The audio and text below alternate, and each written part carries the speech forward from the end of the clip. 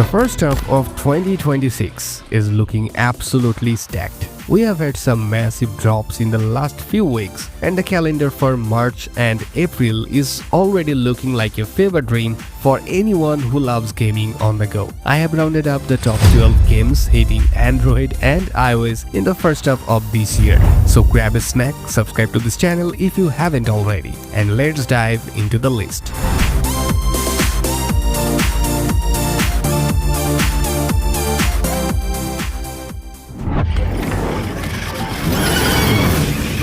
Starting off at number 12, we are just about 10 days away from heading back to planet 4546b. Subnautica Below Zero is finally hitting mobile on March 10th. Well, if you played the original on PC or console, you know this isn't a survival game. It's a try not to have a heart attack while diving game. This is the full Arctic expansion, ported beautifully to mobile. You are navigating freezing waters, building high-tech underwater bases, and dodging creatures that make the original Reaper Leviathans look like goldfish. The mobile version features a revamped touch UI. But honestly, with the precision needed for some of these biomes, I would highly recommend hooking up a controller. It's going to be a premium title, so no pay-to-win nonsense here, just pure icy terror.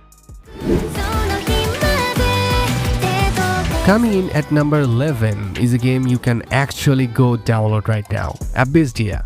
Just had its global launch 3 days ago. This is a collection RPG that feels like a mix of Genshin Impact's polish and Bayonetta's style. You play as a tuner who manages a team of 4 female warriors called Vanguards. The combat is the highlight here. It uses a chained action system where you swap characters mid-combo to trigger elemental explosions. Plus, it has this super cozy bonding system where you share meals with your team to boost stats. It's about 4.6 gigs, so it's a beefy download, but the visuals are some of the best we have seen this year. The wait is finally over for Android users. Warframe officially went global on Android last month, bringing the full Space Ninja experience to your pocket. The best part, it has full crossplay and cross-save. You can literally start a mission on your PC, finish it on the bus with your phone, and then hop on your console later. The optimization is actually insane. Digital Extremes managed to pack 10 years of content into a mobile build without losing that signature high-speed parkour feel. So if you haven't jumped in yet, now is the time. The new Shadow Grabber update just added a fresh Warframe named Folly who uses ink-based powers. At number 9 we have Spirit Summoners, which dropped earlier this month. This is the perfect side game. It's an idle RPG inspired by Chinese mythology, but with a unique blind box toy aesthetic. The 3D spirits look like high-end collectibles, and the game is designed to be played in short bursts. It has a generous gacha system and deep team-building strategy. So, if you are someone who works a lot but still wants to feel that sense of progression, this is the one to keep running in the background. On number 8, Valorant Mobile. The hype for this is reaching a breaking point. Riot Games has confirmed that Valorant Mobile is launching globally in the first half of 2026. Since we are already at the end of February, the showcase event rumors are swirling, and we expect a final release date any day now. Well, this isn't just a port. It's a built-from-scratch version of the tactical shooter. It won't have cross-play with PC, which is a good thing, like no one wants to go against a mouse and keyboard with their thumbs. Well, expect the same 5v5 high-stakes gameplay, optimized specifically for mobile screens. Now on number 7, Sea of Stars. Mark your calendars for April 7th. The legendary indie hit Sea of Stars is coming to mobile. This is a turn-based RPG that feels like a love letter to Chrono Trigger. The pixel art is legendary, like the way they handle light and shadow in a 2D space is genuinely a work of art. Well, the combat is active, meaning you have to time your taps to block or boost your attacks. It's the perfect game for a long flight or a rainy weekend. Coming in at number 6, we have a game that was supposed to be out already. The 7 Deadly Sins Origin was delayed from its January launch, but it's officially locked in for March 31st. Netmarble says the delay was to polish the massive open world.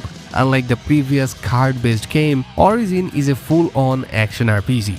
Like, you can fly, swim, and explore the world of Britannia in real time. So if you have been looking for a game to scratch that open world anime itch, this is the heavyweight contender of 2026. And folks, you can check out my dedicated list on some of the newest anime open world games in 2026. Video link must be flashing right now.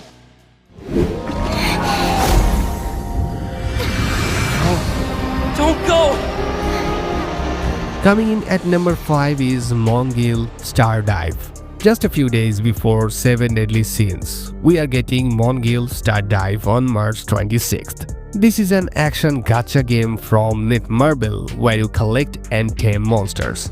It's got a very vibrant pop art style and a mascot named Yaong that is designed to become a plushie. The gameplay revolves around swapping between your human characters and your tamed monsters to pull off tag team attacks. It's fast, it's colorful, and it looks like a blast. Enfield. They don't simply talk about our dreams. At number 4 is a game that has been dominating the charts since it dropped last month. Arknight's Enfield is a massive departure from the original tower defense game. It's a 3D strategy RPG where you build factories and power lines across an alien planet. It's like Genshin Impact mixed with Factorio. The base building is surprisingly complex, and the real-time combat requires a lot of tactical positioning.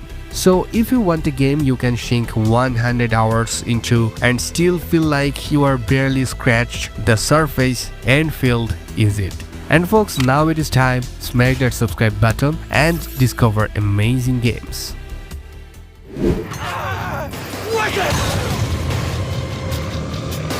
Well, on the third number of the list, Tomb Raider.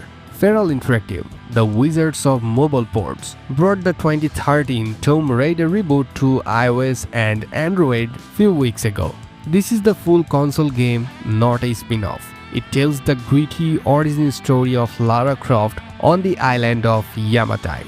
The graphics are stunning, especially on newer devices with M-series chips or high-end Snapdragons. It includes all 12 DLC packs, full controller support, and even gyroscopic aiming for those who want to feel every bow shot.